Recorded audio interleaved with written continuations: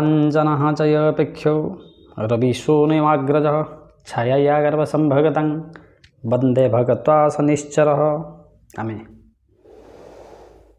आमे नवग्रहଙ୍କ विषय जानिथिले। प्रथमरु रवि महाग्रह, चंद्र महाग्रह, मंगल महाग्रह, बुध महाग्रह, बृहस्पति महाग्रह, शुक्र महाग्रह। आज एपिसोड आम जानिबा शनिश्चर महाग्रह, न्यायाधीश, कर्मर देवता, विचारपति।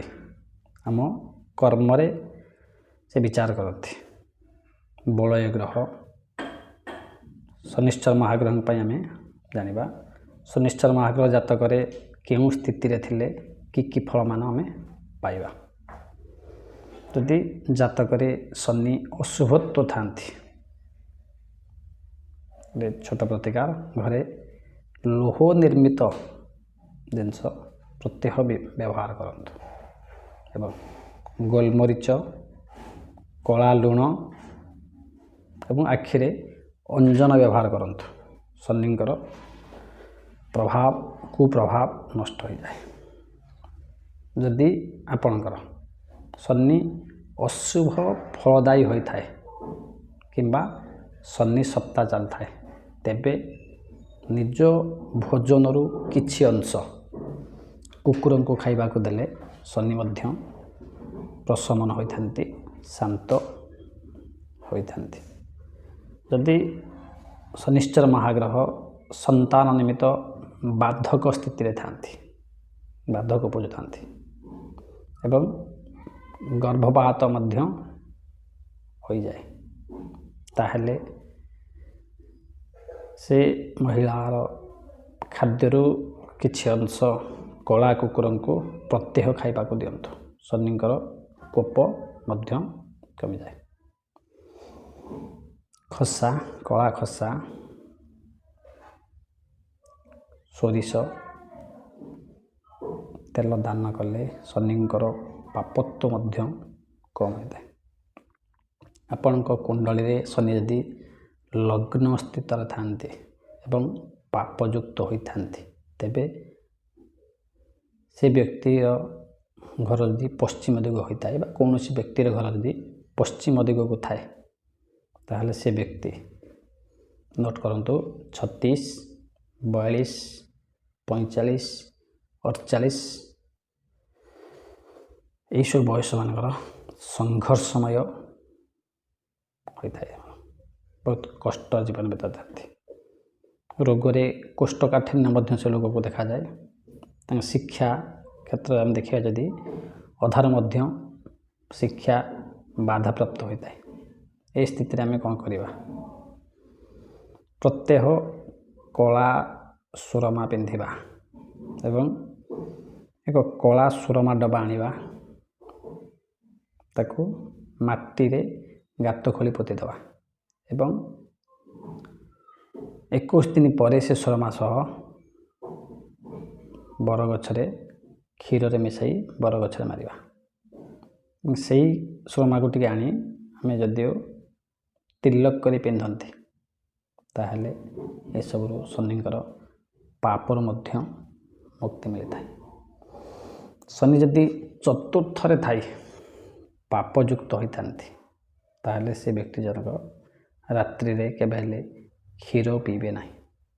शनि चतुर्थ स्थान रे अशुभत्व फल देउथिले, ताहले से व्यक्ति सर्प को क्षीर पीवा पाई एवं गाय को घास तांकर दैनंदिन काम करुथिबे, मजूरी लागुथिबे, तांकर सामर्थ्य अनुसार तांको खाद्य एवं तांकर प्राप्य दवा आवश्यक। शनि मध्य शांत होती। शनि यदि अशुभत्व पंचम सिंह राशि थाए एवं दशम घर यदि ग्रह शून्य थाए, तेबे से जातकधारी संतान हुए नहीं। 48 वर्ष पर से जातकधारी संतान जोग होता है एवं नूतन घर मध्य तैयारी करता है, किंतु से संतान अल्पायु हुए। ଏସବୁ କଷ୍ଟକୁ ପ୍ରଶମନ କରିବା ପାଇଁ ଆପଣଙ୍କର ଘରର ପଶ୍ଚିମ ଦିଗରେ ଗୁଡ଼, ତମ୍ବା, ମହୁ, କିଛି କଳା ବସ୍ତୁ ତଥା କିଛି ଲାଲ ବସ୍ତୁ, ଚାଉଳ ଏବଂ ଚିନି ଏସବୁ କଳା କପଡ଼ାରେ ଗୋଟେ ପୋଟଳି ବାନ୍ଧି ଘର ଭିତରେ ଗୁପ୍ତ ସ୍ଥାନରେ ରଖିଲେ ମଧ୍ୟ ଶନିଙ୍କର ପାପତ୍ୱ ନଷ୍ଟ ହୋଇଥାଏ। କୁଣ୍ଡଳୀରେ ଯଦି ଷଷ୍ଠ ସ୍ଥାନରେ ଶନି କନ୍ୟା ଘରେ, ବୃହସ୍ପତିଙ୍କ ସହିତ ଶନି ଯୁକ୍ତ ହୋଇଥାନ୍ତି, ତେବେ କଞ୍ଚା ପଇଡ଼, ସବୁଜ ପଇଡ଼ ପ୍ରତି ଶନିବାର ଦିନ ନଦୀ କିମ୍ବା ପୁଷ୍କରିଣୀରେ ଭସାଇବା ଉଚିତ। ଏ ସ୍ଥିତିରେ ଜାତକ 28 ବର୍ଷ ପୂର୍ବରୁ ବିବାହ କରିବେ ନାହିଁ କଥା ନୁହଁ, 28 ବର୍ଷ ପରେ ବିବାହ କରିବେ। 48 ବର୍ଷ ପୂର୍ବରୁ ସେ କୌଣସି ନୂତନ ଗୃହ ଯୋଗ ଆସିବ ନାହିଁ, ଘର ଯୋଗ ଆସିବ ନାହିଁ ଏବଂ ସନ୍ତାନ ଯୋଗ ମଧ୍ୟ ଆସି ଟିକେ କଷ୍ଟକର ହୋଇଥାଏ। ତେଣୁ ଆପଣ ନାଗ ଦେବତାଙ୍କୁ ପୂଜା କରନ୍ତୁ, ସର୍ପମାନଙ୍କୁ ମଧ୍ୟ କ୍ଷୀର ପିଇବା ପାଇଁ ଦେଲେ ଭଲ। ଶନି ଷଷ୍ଠରେ ଥାଇ ଦ୍ୱିତୀୟ ସ୍ଥାନ ବୃଷ ଘର ହୋଇଥିବ, ସେ ଘର କୌଣସି ଗ୍ରହ ନଥିବେ ଏବଂ ସେ ବ୍ୟକ୍ତିକୁ ଅନ୍ଧ ହୋଇଥାଏ ବା ଅନ୍ଧ ଦୋଷ ଲାଗିଥାଏ। ସେ କ'ଣ କରିବେ ନା କୌଣସି ଏକ ମାଟି ପାତ୍ରରେ ସୋରିଷ ତେଲ ଭର୍ତ୍ତି କରି ତା ମୁହଁଟାକୁ ଉତ୍ତମ ରୂପେ ଭଲ ଭାବରେ ବାନ୍ଧି ନଦୀ କିମ୍ବା ପୁଷ୍କରିଣୀରେ କୃଷ୍ଣପକ୍ଷ ମଧ୍ୟରାତ୍ରିରେ ଯଦି ପୋତି ଦିଅନ୍ତି ତାହେଲେ ଶନିଙ୍କର ପାପତ୍ୱ କମିଥାଏ ଏବଂ ସେ ବ୍ୟକ୍ତି ଅଚଳାଚଳ ସମ୍ପତ୍ତିର ମାଲିକ ହୋଇଥାଏ। ଯଦି ଶନି ସପ୍ତମ ସ୍ଥାନରେ ତୁଳା ଘରେ ହୋଇଥାଏ ଏବଂ ପାପ ପ୍ରଭାବଯୁକ୍ତ ହୋଇଥାନ୍ତି ତଥା ସେ ଜାତକ ମଦ୍ୟପ ହୋଇଥାଏ, ସେଥିରୁ ନିସ୍ତାର ପାଇବା ବହୁ କଷ୍ଟକର ହୋଇଥାଏ।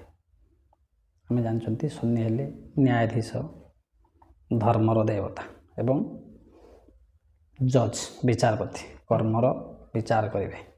ତାଙ୍କୁ ସେ ଜାତକଧାରୀ ଏକମାତ୍ର ଭଲ ଉପାୟ ହେଲା ମଦ୍ୟପାନ ନିବୃତ୍ତ ରହିବେ ଏବଂ ଶନିଙ୍କୁ ଆରାଧନା କରିବେ, ହେଇପାରିବ। ସୁନ୍ଦର ଜିନିଷଟେ ଜାଣିବା ପୂର୍ବରୁ ଆପଣମାନଙ୍କର ପ୍ରିୟ ଚ୍ୟାନେଲ୍ ଆର୍କେ ବାସ୍ତୁ ଚ୍ୟାନେଲକୁ ସବସ୍କ୍ରାଇବ୍ କରନ୍ତୁ ଏବଂ କମେଣ୍ଟ ବକ୍ସରେ ଜୟ ଜୟ ଶନିଦେବ ଲେଖନ୍ତୁ। ଶନିଙ୍କର ଶୁଭ ପ୍ରଭାବଟି ଦେଖନ୍ତୁ, ଏଇଟା ସୁନ୍ଦର। ଶନି ଦ୍ୱାଦଶ ଘରେ ଥିବେ, ଏକାଦଶ ଘରେ ଥିବେ ଏବଂ ଶୁକ୍ର ସପ୍ତମ ଘରେ ଥିବେ, ସେ ଜାତକ ନା ବହୁତ ଭାଗ୍ୟଶାଳୀ ହୋଇଥାଏ, ଦିଗ୍ବିଜୟ ହୋଇଥାଏ। ଆଉ ଟିକେ ପ୍ରତିଘାତ କରିବେ, କୌଣସି ମାଟି ପାତ୍ରରେ ଜଳ ଭର୍ଣ୍ଣି କରି ଦାନ କରିଦିଅନ୍ତୁ, ଶନିଙ୍କର ପ୍ରଭାବ କମିଥାଏ। ଆମେ ଜାଣିଲେ ଶନିଶ୍ଚର ମହାଗ୍ରହ ବିଷୟରେ।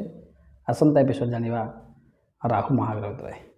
ଜୟ ଜୟ ଶନିଦେବ, ଜୟ ଶନିଦେବ।